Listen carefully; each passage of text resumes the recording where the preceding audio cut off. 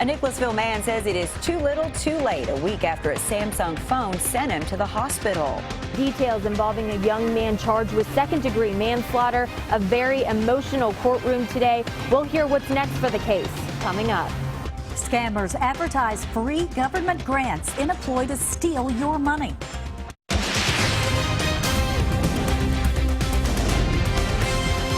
This is WKYT News at 5:30. Good evening to you, and thanks for watching us here on WKYT. It has been just over a week since a Nicholasville man says he woke up to his bedroom filled with smoke after his Samsung smartphone caught fire. Michael Clearing says that fire led him to be diagnosed with acute bronchitis. And as Samsung continues to deal with the aftermath from these defective phones, Clearing says their efforts are too little, too late. Hillary Thornton spoke to Clearing in our top story at 5:30. Well, it's been more than a week of what he is calling a nightmare. The effects of his replacement Samsung phone catching fire here inside of his Nicholasville home still being felt. I had acute bronchitis from that, and then I've been having problems since. Been very sick. Those health problems sending Michael Clearing back to the doctor today. Meanwhile, he says he is also dealing with smoke damage inside of his home. More than a headache, it's been pretty awful. It's been a bad week. That bad week starting after getting his replacement Galaxy Note 7. I was just so angry because you do everything you're supposed to, and then you start thinking, did they give me what they were supposed to? Did they actually do anything with this phone? His bad week followed up by Samsung Electronics halting production of its Galaxy Note 7 smartphones and sending fire-resistant packages to their customers in the U.S. Much too little, much too late. Clearing says an attorney with Samsung has been in contact with him, but calls their efforts, quote, unsatisfactory, and says he feels they are still not taking responsibility. Just because they're a big company, they shouldn't be able to treat people like this and put a dollar sign before the consumers who trust in their products. He says their home here used to be a complete Samsung household, but all of those products, including appliances, have been or are in the process of being replaced. In Nicholasville, Hillary Thornton, WKYT. We reached out to Samsung today for a comment, but have not yet heard back.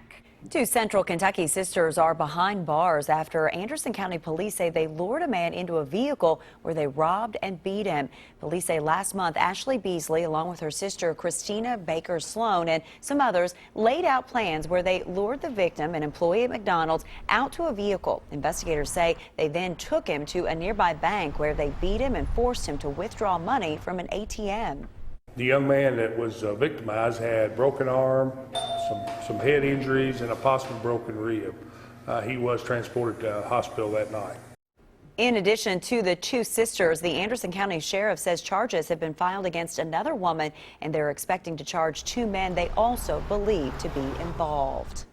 And the case against a man accused of killing a Kentucky National Guard soldier is being sent to the grand jury. Police say Michael Poe was drunk when he crashed on Athens-Boonesboro Road, killing his passenger Nick Rucker. WKYT's Lauren Miner has the latest on the case.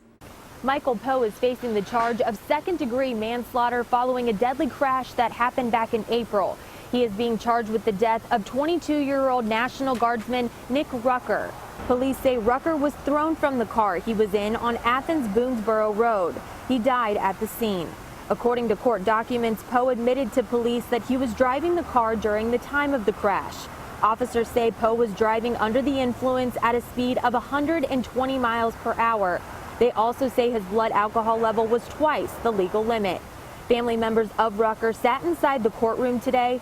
The family did not want to go on camera, but asked a victim service specialist from the Mothers Against Drunk Driving to talk on their behalf. We at MAD have complete faith in the justice system of Fayette County, and so we completely have faith in them, and they do too at the moment. They completely have faith, so they're not hoping for a specific outcome. They're just hope that they get justice for their son. The case of Michael Poe has been waived to a grand jury. A date for that trial has not yet been set. Reporting in Lexington, Lauren Miner, WKYT.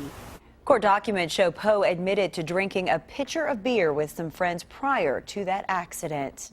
Well, it's been another beautiful day here in the Bluegrass, but a cold front is bringing with it some cooler temperatures and showers. Let's check in with Chief Meteorologist Chris Bailey. When's it expected to get here? You know, we're going to see that front arriving, Barbara, later on tonight. Out ahead of it, we're still getting it on some milder temperatures and some pleasant skies, though to our west, we're clouding it up very quickly. Mid to upper 70s showing up here in the central and eastern Kentucky right now, though you get to Frankfort and Lexington and west, starting to see more in the way of some clouds. Overall, the temperatures have been in the 70s for the entire area. That's where we are right now. The look to our northwest. Can you find the cold front? You go from 78 Louisville to 56 into Springfield, Illinois. 40s are showing up as close by as northern Missouri and parts of Iowa. There is your cold front, and again, it has at least a little bit of scattered stuff out ahead of that boundary. Gusty winds along it. This is not a big rainfall maker by any stretch of the imagination later tonight and tomorrow. Big news from that will be the temperature tumble. We'll drop it some 15 degrees or so from where we are now compared to this same point tomorrow afternoon. When I come back in about 10 minutes from now, we'll have a new hour-by-hour forecast to show you just how quickly the chances for rain scoot into where you live. Chris, thank you. Police are looking for some vandals they say damaged a haunted house. Our county-by-county coverage at 5:30 begins in Letcher County. The haunted house is located at the old Whitesburg power plant near Kentucky Mist Moonshine. Police say vandals spray painted profanity on the walls of the building over top previously painted decorations for the haunted house, and they also stole tarps and lit plastic on fire that were preventing leaks. Organizers are installing cameras and monitoring the building to prevent any more issues. We do have a lot of supporters in the community, thank goodness, but you know, we can't seem to get away from the ones that still keep trying to hinder what we're doing. The water plant is owned by the city of Whitesburg. The city's mayor tells us the vandals could face serious charges if they're caught. In Laurel County, a woman is facing charges after police say she stabbed her husband with a knife. Police arrested 28-year-old Carol Blanton last night at a home south of London after receiving a call for a domestic dispute. When they arrived, police say they found Blanton's husband with an 8-inch steak knife stuck in his leg all the way to the handle. Blanton told deputies that her husband had fallen on the knife but eventually admitted to stabbing him. Blanton was charged with assault and also found to be a wanted fugitive out of Indiana. A man is facing charges after police say he was shoplifting with a child. Police in Franklin County arrested 44-year-old Denny Dickey last night. Employees at a Kroger in Owendon told police he and another man left the store with 2 carts loaded with merchandise without paying. They say a 12-year-old boy was helping them. The 3 went back to load another cart but left when they noticed employees looking at them. They were then stopped by police. Dickey was arrested and charged with shoplifting and unlawful transaction with a minor. If you get a mailing or a call from the American Grant Network, throw it away or hang up. They claim to offer free government grants. But as Sam Dick reports in this consumer alert, it's all just a ploy to steal your money. If you've seen an ad from the American Grant Network for guaranteed government grants, look no further. Postal inspectors began investigating the business after receiving numerous complaints from consumers. Their investigation led to a man named Stephen Young, who operated several businesses.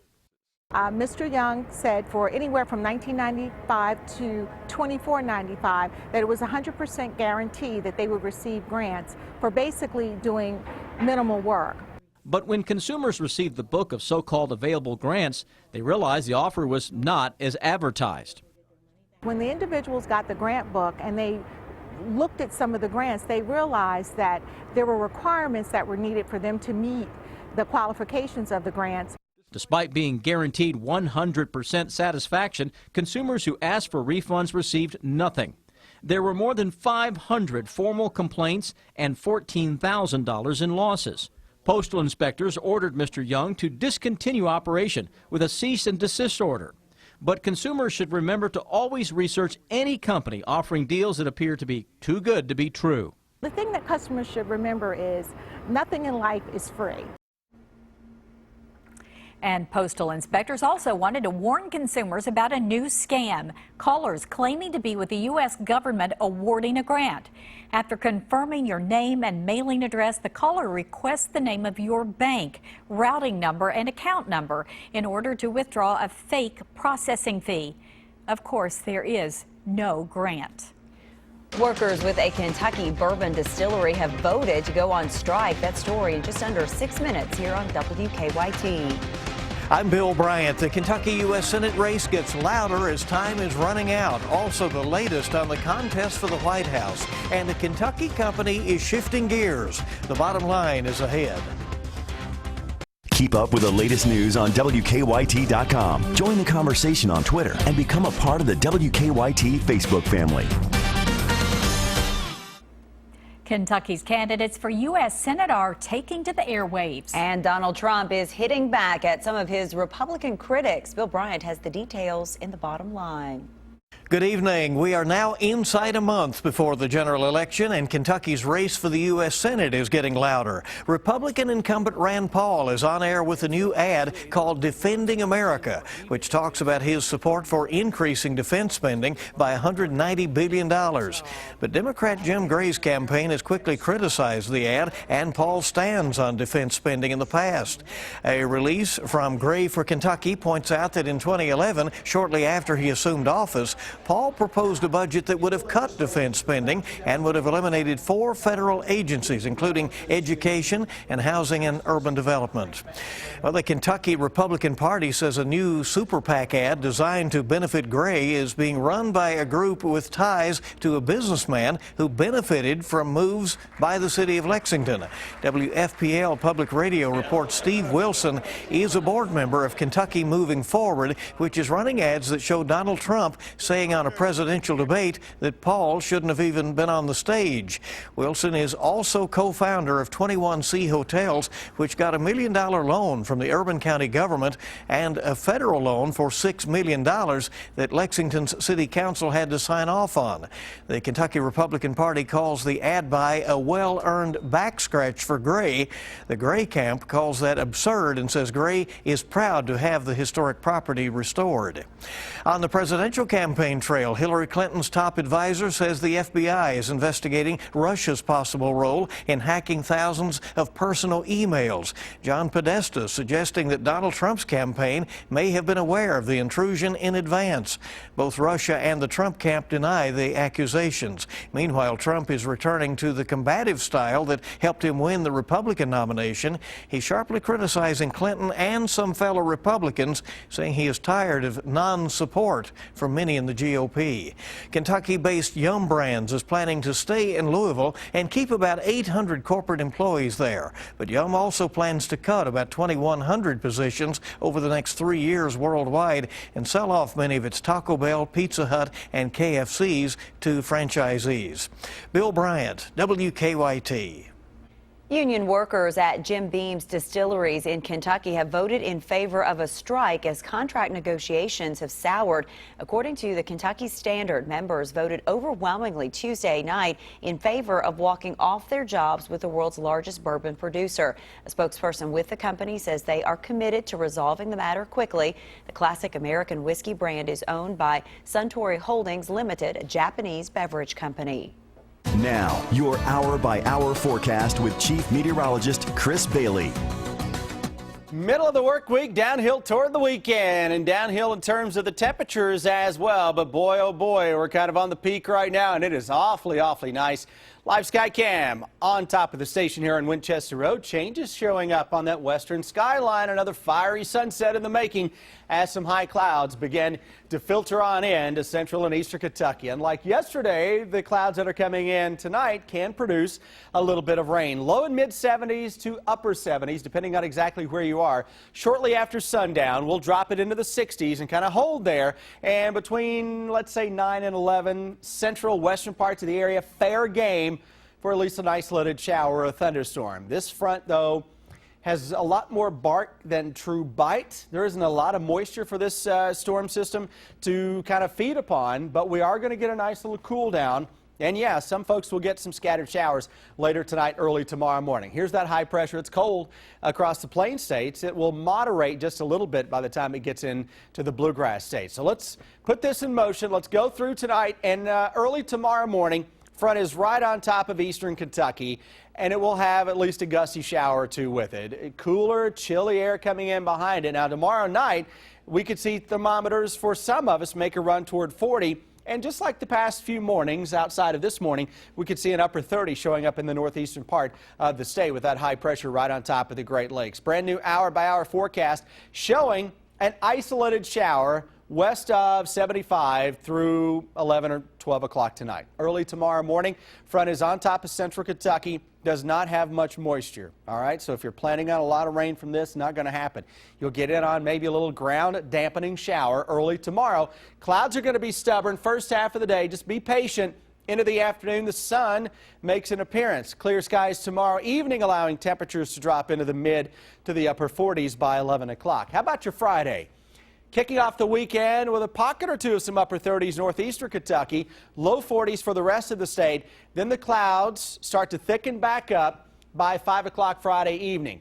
By 11 o'clock, moisture tries to return from south to north, and look at how we start the day on Saturday with at least a chance for some rains. I've got a model fight that is going on for Saturday. Several models say we get some soaking rains. Other models say not so fast. So we'll kind of split the difference to call for at least the chance for a shower or two Friday night into Saturday. But I don't, at this point, think this is a washout kind of a setup at all. All right, so you're going to get some dry times in there Saturday. Then another cold front may produce a late day shower or thunderstorm on Sunday. And then another cold front arrives late Tuesday into Wednesday with a temperature drop behind that one. So it's cold fronts. You get a cold front. You get a cold front. Everybody gets a cold front over the next week. Hard to keep track of it all, so we'll let you do that for us. Yeah, and not a lot of rain coming tonight. All right, thank you. Biggest issue right now is the collision on the inner loop of the circle near Harrodsburg Road. Now, that crash has traffic backed up from Nicholasville to that point right now with one lane blocked. No one's hurt, so they're trying to get it cleared. Drive times this afternoon were okay on Man of War, but it looks like to Nicholasville still averaging about 14 minutes, to Georgetown 20, and then Winchester 23. Now back to you in the studio. Just ahead, if you come to Kentucky, you better be ready to play defense. Well, that is a must with John Calipari. Malik Monk, who is a big scorer, talks about it and how his Boom bounced back from that costly fumble against Vandy. Stay with us. That's next on WKYT.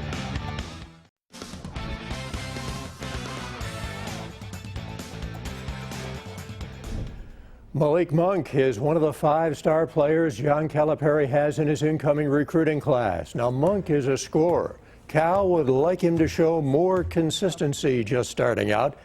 Big difference for him coming into the UK program will be at the defensive end. Defense wasn't really a big thing in my high school career, but I knew how to play it. I knew, because when I got to Bentonville, they taught me how to. They really coach about defense.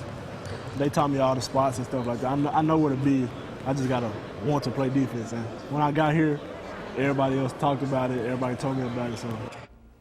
And Madness is coming up Friday. We will get you set for it Friday at 5:30 on the CW Lexington. It is Countdown to Madness. Dave Baker and Christy Thomas will have it. 90-minute preview of this year's Wildcats. This week, UK football getting a break from game action. Mark Stoops and his coaches getting a chance to reevaluate and improve in the areas that they need to. Running back Boom Williams fumbled in the third quarter of Saturday's game with Vanderbilt. It was returned by Ryan White for a touchdown. Boom did not come back into the game after that, but since then in practice, he's been good. Unbelievable. He had a great practice. Unbelievable in the film room today. You know, it had nothing to do with anything except those two other guys were rolling. They were going, and we had a nice little rhythm. He's going to be just fine. I'm excited, as a matter of fact, to see him in the next game. And that next game will not be until October 22nd at Commonwealth Stadium against Mississippi State. It'll be a 7:30 kickoff on the SEC Network. UK Baseball will host its Fall World Series this weekend. New coach Nick Mingione says since taking the job, his team has shown a willingness to work and get better, and he hopes results will show next spring. Well, it's been a learning experience, not just for me, but for all of our players and our coaches included. It's been productive. Out of all the teams I've ever coached and been a part of, this team has grown more than any other team. So not only have they learned, but we have learned as well. We're in classes in the morning, and we can't wait to get over here. Everything we do is competitive. Everything we do has a purpose, and I think that makes practice a lot more productive and a lot more fun for everybody to get over here. Coming up in the next half hour, Derek Willis. He showed he could be a factor for the Cats last season. Stay with us. We're back after the break.